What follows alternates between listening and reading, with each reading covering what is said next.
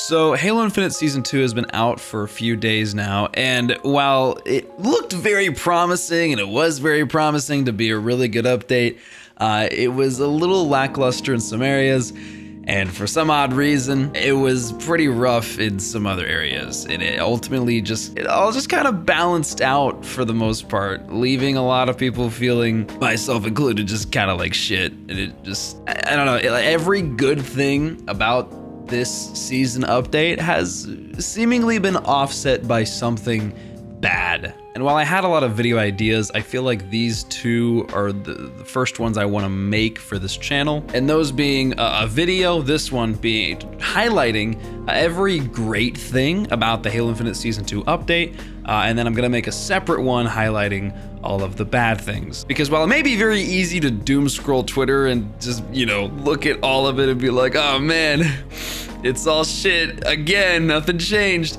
There have been a lot of things that have changed and improved, and I want to try to highlight that so you can kind of get a better idea of what has genuinely changed. If you're not the type of person to graze over patch note lists and have the patience to read every little detail, and then we'll have a separate video to counteract this one. Life is all about balance, baby. So with that, I'm sorry I've been gone for so long. I moved, and then I got a girlfriend, and then Kansas City happened, and then I was depressed for a couple days. It's been a long time, and I've missed this, but I'm finally settled, and I feel like I can finally do this again. So let's jump right in. These are 35 notable things that I think are great about Halo Infinite Season 2.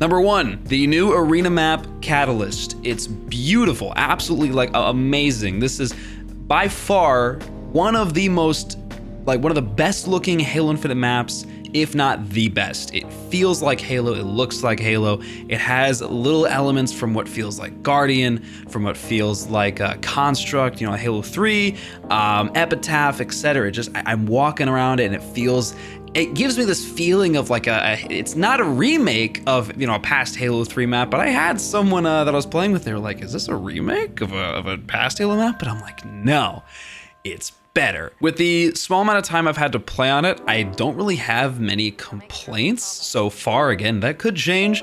I still really like Behemoth, but I don't like Behemoth as much as I used to like Behemoth, so that these things can change over time. I used to really like Deadlock. Now I hate Deadlock.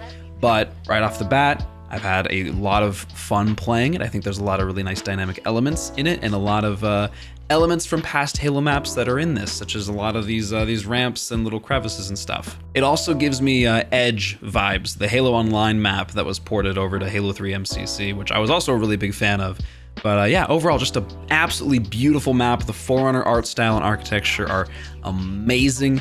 And it's nice to not only have another symmetrical map, but also to have one that's not a UNSC themed map, because that's all we basically have at the moment. They're all UNSC themed maps. So finally we have a little bit more variety. Number 2, the BTB map Breaker. I was worried about this new map because, again, when I first played Deadlock, I liked the map at first, but then after, the 5th time that I played that map in a row when Halo Infinite first launched, I was like, okay, I'm getting pretty tired of this. And then after a while, I'm just really not a fan of that map at all. But again, right off the bat, I'm liking it a lot. I don't have a whole lot of time on it in BTB, just a few matches here and there.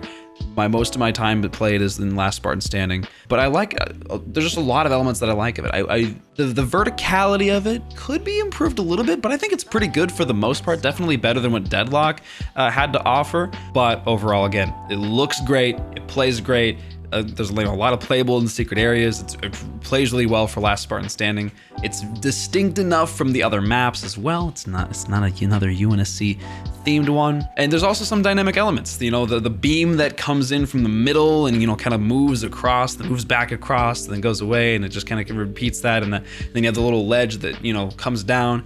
it's just, it's very nice. And I've already seen some great clips of people, you know, ramping their warthog up in the center, and then they crash into another warthog and they all fall into the center. And it's just great. You know, those moments that make Halo Halo, and it's those moments that create the best memories. Moving on to number 3, they have a little bit of it. Well, one, they fixed the intro animation bug where sometimes your Spartan wasn't in the place that they needed to be, and so you had that weird little camera like turning, and then they're standing either right there or they're standing off awkwardly, and it created for some absolutely fantastic memes and clips. But that has been fixed. They made it into one of the new intro animations where your Spartan is initially looking away from the camera, and then they just kind of turn and place themselves in. I think it's been rumored that in the future there will be intro animations that you'll probably be able to unlock and customize and choose for yourself, because now there are 5 total intro animations that will randomly be played for your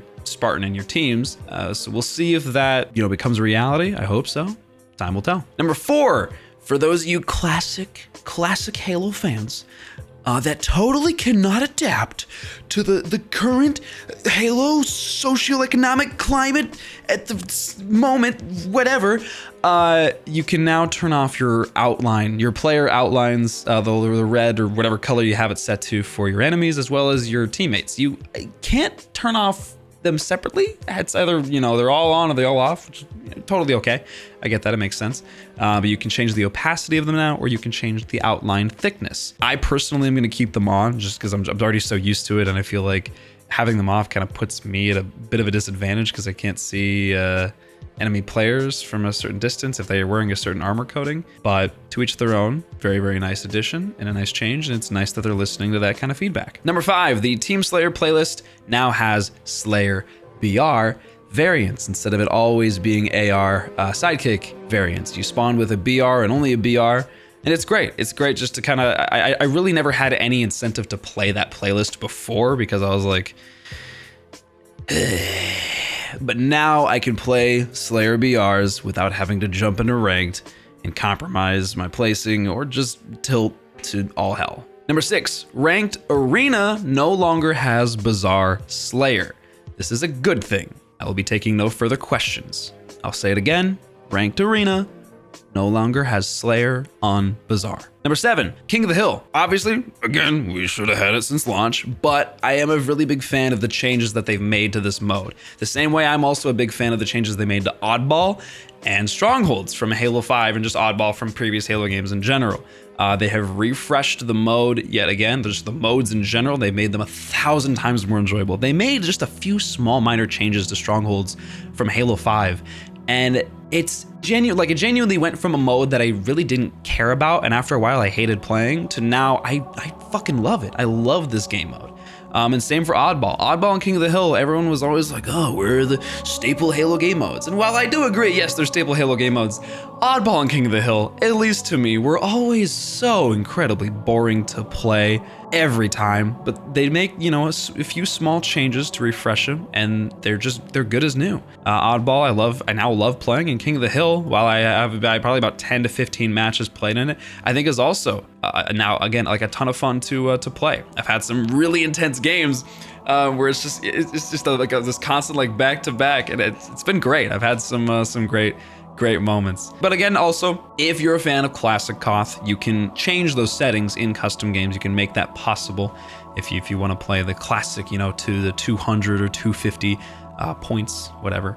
King of the Hill was always so incredibly boring, and I truly believe it needed to evolve. It needed to be updated to keep up with the change, you know, just the changes of Halo. It's been 20 years of Halo, and some could argue, no, if it ain't broke, don't fix it. But you know, everything needs to change, everything needs to evolve eventually, and I think this is great. And number 8, Last Spartan Standing, great mode. I get you can argue that it's technically a battle royale, but yeah, it's whatever. It's a great mode. I'm having a ton of fun with it. I'm very excited. When this current event that is going on for 2 weeks at the beginning of season 2 is over, they will pull Last Spartan Standing down to a default mode, and they will add the other BTB maps onto it, which I'm really excited for. It's going to make things a lot of fun. Just throwing that out there in case you didn't know that's what was going to happen, in case you were confused as to why there's only one BTB map you could play on. But again, while it may seem great. There are a few things I'm gonna change, I would like to change, and then we're gonna put that in the other video. For real though, ton of fun. I'm probably gonna be living in this playlist for a while because I love free-for-all playlists. I wish we could play with other friends. I wish you could search and get into the playlist with other friends. But thankfully, you can play in custom games, and it's really nice because, sometimes I wanna play matchmaking with other, my viewers in matchmaking together, but it's like as soon as we're over a team of 4, it's like, okay, well now we have to play BTB. But now if we want, we can go into custom games, just play Last Spartan Standing, and we can, play free for all and just have a great time. Number 9, Rumble Pit now exists, finally. Before we were begging for a free for all playlist, and we got that, but all we got was Social Slayer on a few of the maps, and it was 6 players, which is a debate about whether 6 players is better than 8 players with the map size of Infinite and the way the gameplay works, yada yada yada, whatever. But Rumble Pit is 8 players with a slew of game types and modes that you can play. We've got normal Slayer, we've got Fiesta, we've got Vampire Oddball, there's Shoddy Snipers, which I haven't gotten yet. Quite yet. I've searched a ton. I've played a lot of games. Still haven't gotten Shoddy Snipes. There's just normal Oddball. There's Ninja Slayer, which I also have not gotten yet. And then there's also Rocket Oddball, this is the Rocket Repulsor one they were talking about. I don't think there's like a version of this without Oddball, but honestly, I played this I think once or twice. It was so much fun. I'm really excited for this to come to hopefully like quick play or something, maybe like a social skirmish playlist. But basically you spawn with unlimited rockets, a full charge of a repulsor, and yeah, it's just free for all Oddball with that. Ton of fun. I was absolutely killing it. I was cranking like 35 kills, and I wasn't even caring about the Oddball. I kept forgetting I was even playing it, but yeah, no, I had some absolutely crazy and super fun moments. I do have a gripe with the Rumble Pit playlist. We'll save it for the other video, which I'm really sad about, but it is a good step in the right direction. I'm happy we finally have it, and it's much more engaging and enjoyable than jumping into the FFA playlist and playing Social Slayer only with 6 players and just that game mode over and over and over again. Number 10, BTB now has weapon variants in the loot caves in Fragmentation. And what I mean by that, if you've played the campaign, you know of the weapon variants that exist. You can unlock and use in the campaign. If you've seen my prior video, the Halo Infinite's secret weapons, then you also know about it. But this is a great change, honestly. It was secret. They didn't put in the patch notes, and I get it. They were probably like, oh, let's do a little secret change. Let's let them find it on their own and be excited about it. I get it. That's great. That's fantastic. It was just confusing at first because when I saw videos about it, I'm like, hey, was this intentional? Did they mean to do this? Was it on accident? Are they going to take it away from us? It was just a big question mark, honestly. But John very quickly followed up with, saying it was intentional, which is very nice. But it's honestly fantastic. It's breathed some new life into this map on BTB. I enjoyed Fragmentation, not as much as High Power, but this made it so much more enjoyable to play. I actually go out of my way to go unlock a loot cave because I'm like, what's inside? Is it a pinpoint needler? Is it an arcane sentinel beam? The M41 tracker? Is the convergence bulldog? Like these super OP weapons that bring about a huge amount, so much more variety to the gameplay in these BTB maps, and it just makes it so much more fun. But so happy that's there. The only thing that I wish for, that I'll also mention in the other video, is I hope that we can get these weapons in like the random drop pods that will, fall out of the sky randomly throughout the map on the other maps. Just so maybe this isn't exclusive to Fragmentation, but we'll see. Number 11, Jeff Steitzer is back in BTB. Double kill.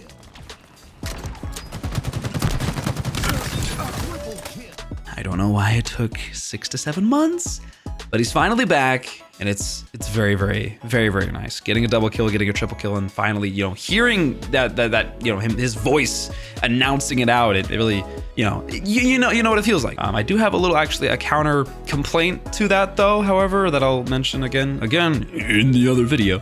But it's very nice to have him back. And yeah. Number 12, the Chopper buff. The Chopper buff. The Chopper has been buffed. The Chopper is now back in its former glory. It will now one-tap all vehicles besides the Scorpion and the Wraith. We're back, baby. So if you don't know what I'm talking about, the Halo 3 chopper was a beautiful weapon vehicle of mass destruction and fear. And while this chopper I think it's a little bit easier to handle in some cases. I think its weapons, its cannons are definitely more powerful. Splattering people and destroying vehicles was nearly impossible, and it discouraged, 1,000% discouraged me from ever even hopping in it. Like Pelican would fly on by, boom, there's a chopper. I'm like, no point. It's garbage. I'd rather just have a Ghost. A Ghost is better than it, honestly. A Ghost was better than it, but it has now been buffed. It's back, baby. Number 13, the Banshee has been buffed. Not in the way that you probably want it to be, but we'll see. Again, they're gonna keep taking a look at it, but the way that they've buffed it is it's a lot easier to handle and fly. They really detailed all the changes they made to it as well. It really shows how much thought and consideration goes into these changes and how much work it genuinely is just to make a vehicle feel better. But it's easier to handle, easier to fly. It feels better as well. And then also they have buffed the weapons. So the cooldown on I'm assuming the cannon is down from 3.75 seconds to 3.25, as well as just the overall damage for both of those weapons has been increased. There has been no change to the health of the vehicle. Again, they said they'll keep an eye out on that and see if they want to change that at all or modify it in the future. But time will tell. Number 14, the Warthog and Razorback handling have also been improved in terms of the driving handling. Not really gonna go into too much detail on this. Here's a list of what they changed and what they did to get to this point. A lot of it, it makes sense, but it's a lot, but it does feel 1,000 times better. So I was driving it, I kept slowing down because that's what I had to do in the past where I was like, I don't want to flip over. I don't want to be that guy. But honestly, it feels faster. Like the vehicles feel faster for some reason. But yeah, no, they handle much, much better. They feel more weighted. Yeah. Number 15, the Ravager. This beautiful, beautiful piece of absolute savagery has been buffed as well. Back to its former glory, and back in the flights when you can two-tap somebody, 2 full burst, when you can crank a burst and a melee, bing, bang, boom. It's great.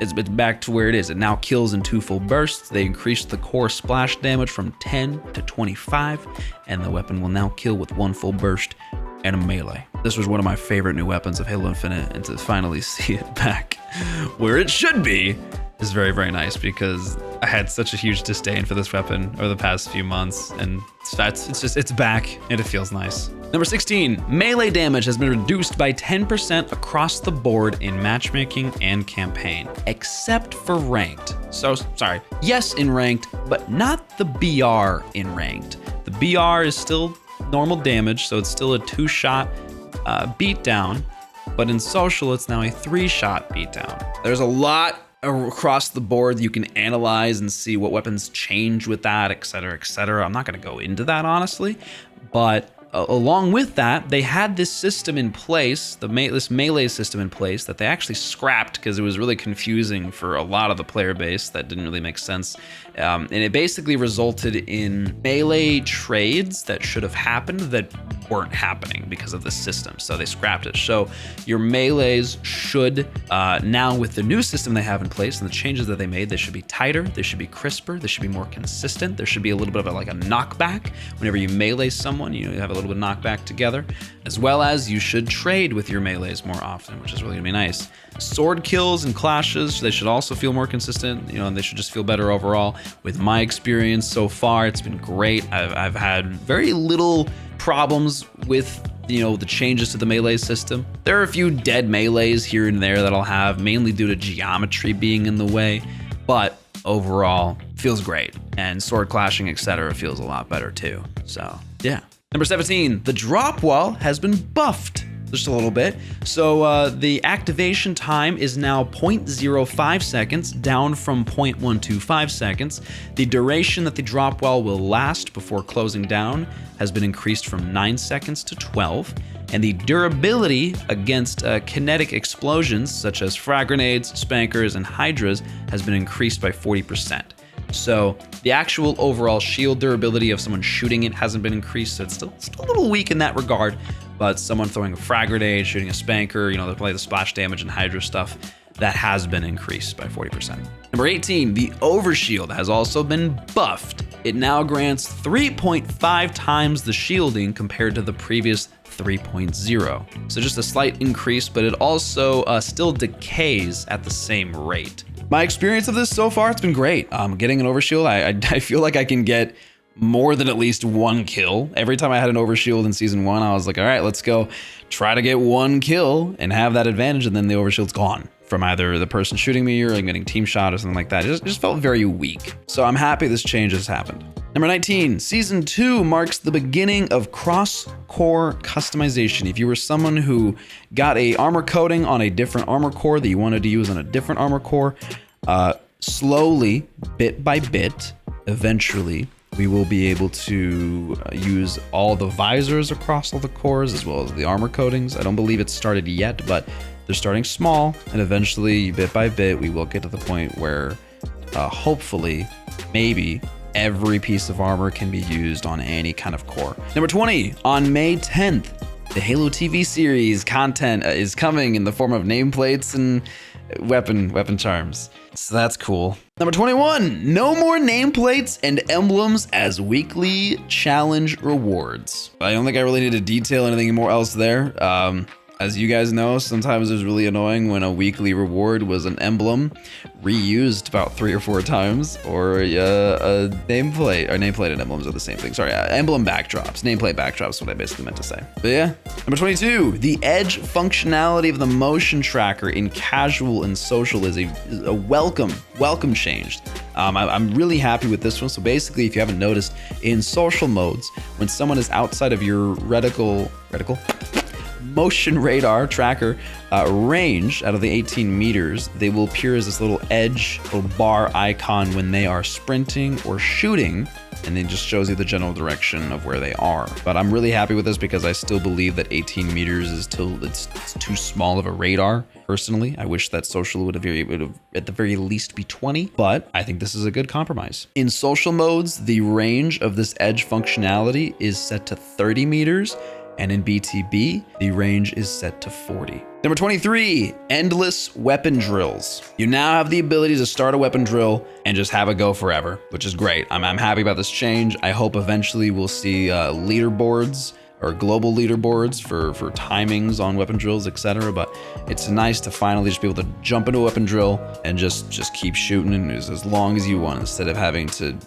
go for that like 30, 45 second timer, which, and then having to restart it every single time and having to hear that voice over and over and over again. Number 24, bots have been improved overall. It's actually, I was really surprised to see this change, but it's super nice. So now bots will get into your vehicles. They will be able to better complete objectives in CTF and strongholds, which I actually experienced this before the update, where the bot just kind of was standing in a stronghold and was about to capture it and then hopped out of it to go kill somebody. So that was kind of annoying. I think we might have actually lost the game because of that. And then there are a bunch of new settings in the training mode to fine tune your bot or practice experience, which is a huge welcome change. It was always kind of frustrating when I wanted to, I always thinking to myself when I was in training mode, I was like, I want to be able to change like the bot's weapons. I want to change if, they can even pick up the weapons that they're seeing on the ground when they kill me. Now all of that is possible. You can change their primary, their secondary,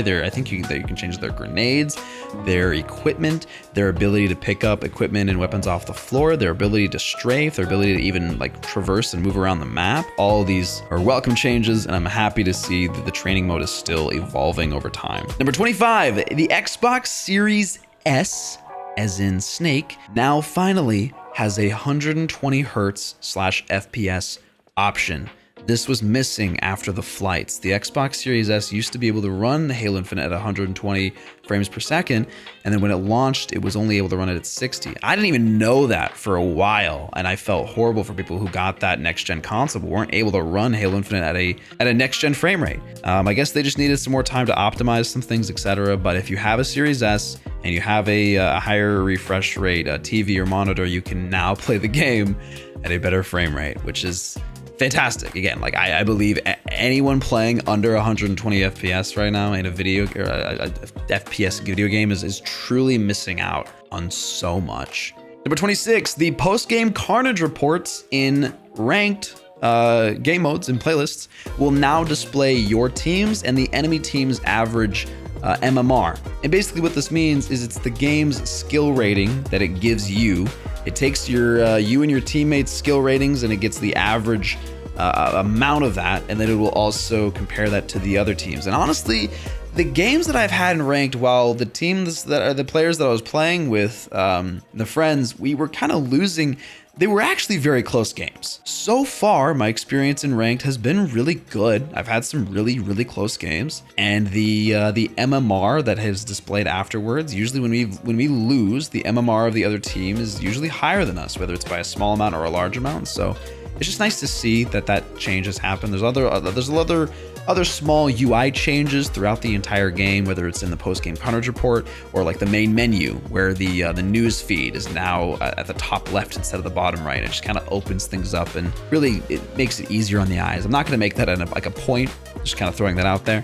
But yeah, there are a lot of nice little changes to the UI here and there just throughout the entire game that have been a really nice experience. Number 27, kill effects now have sound effects with them. So like with the newest kill effect you unlock at the beginning of the battle pass, it has this little woof sound effect, and then the blossom kill effect, it has this like glass breaking sound effect, and all these certain things. And I think while they are great, I hope eventually we get an option to like turn them off but still have the kill effect, because I don't really think some people want both, and the only way to turn them off is to completely remove the kill effect or to turn off your sound effects volume. So maybe they can have like a separate audio slider, or just like a little button that, you know, you can apply the kill effect, but you can unapply the sound effect, something like that. And that's basically it for all of the additions. Now we're going to move on to the last few points of notable bug fixes. I'm going to kind of speed run through these a little bit, but there is a long list of bug fixes.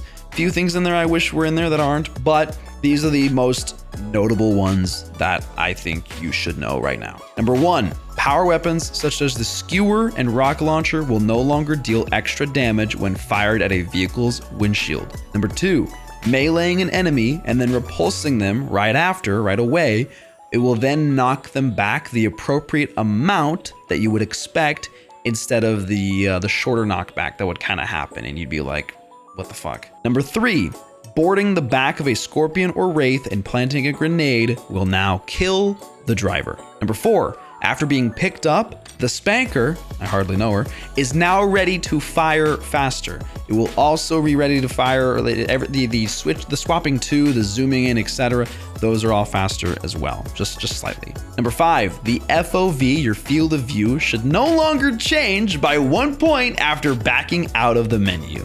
This is a big issue because I wanted my FOV to be at 110, and it genuinely just couldn't. I would set it to 110, it would go down to 109. I would set it to 111, it wouldn't go down to 110, it would stay at 111. It was really, really weird, but this has now been fixed. Number 6, the crouching and clambering sound effects that you would hear while you are in active camo will no longer be audible to other players. Number 7, the sound of your shields recharging to other players is now quieter and should be heard less often, or not as often, basically. Whereas before it was so loud, and if you're around a corner, you know, a floor or two down, people could pinpoint your location like instantly when your shields are recharging. It was really annoying. Number 8, the left shoulder pad in the George armor kit of your Mark 5B armor core now has the correct texture. Ladies and gentlemen, the greatest bug fix and change in addition to season 2 is finally here. I've seen tweets of players who've been holding off and using that kit because of just that one little missing texture.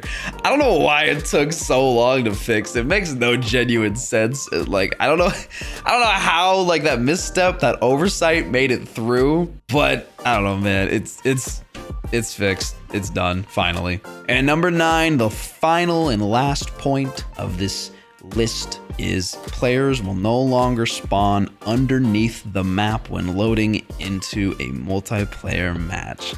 But that has now finally been fixed. That's it. That's the list. That is my list of 35 plus or so great things about Halo Infinite Season 2 that have been added, changed, altered, yada, yada, yada. I am really happy with this update. But as you know, there is a video on the way, unless it's already out, that will detail and highlight a lot of the bad things that happened in Halo Infinite Season 2. So we'll see. We'll see how this game progresses. Again, it's got a long way to go. Got a really long way to go. We still have another mode, a land grab, that hasn't even happened yet. It will happen with the first Fracture event. But yeah, there's still a lot missing, still a lot to do and a lot to fix. We'll get there in time. If you have taken a break from Halo Infinite for your own sake, that's okay. It is always okay to take a break and play other games. If you're looking at this video and you haven't played Halo Infinite in months, maybe come back and give it a try, but maybe stay away for a while. You know, maybe come back to Season 3 when the Forge hits. Again, Forge is coming in September. It is launching in beta, but it is not going away. It will launch in beta and then it will fully release in November with Season 3. Good things are coming, but it's not quite there yet. Anyways, thank you for watching. I appreciate you. I stream on Twitch Monday, Wednesday, Friday at 7 p.m. Central. If you want to come hang out, come play some freaking Halo with us. We have a great time. Here's I'm going to play a clip at the end here if you want to enjoy that. But yeah, like the video, comment if you want. It helps the engagement, helps the algorithm, because YouTube's algorithm is basically an Elden Ring boss that you have to constantly be fighting. But yeah, if you've made it this far, I appreciate you. Have a wonderful day. I'll see you in the next one. Peace. Did he just die? No, he didn't.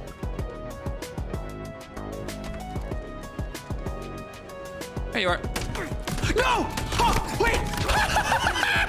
Dude, he repulsed me to the other side!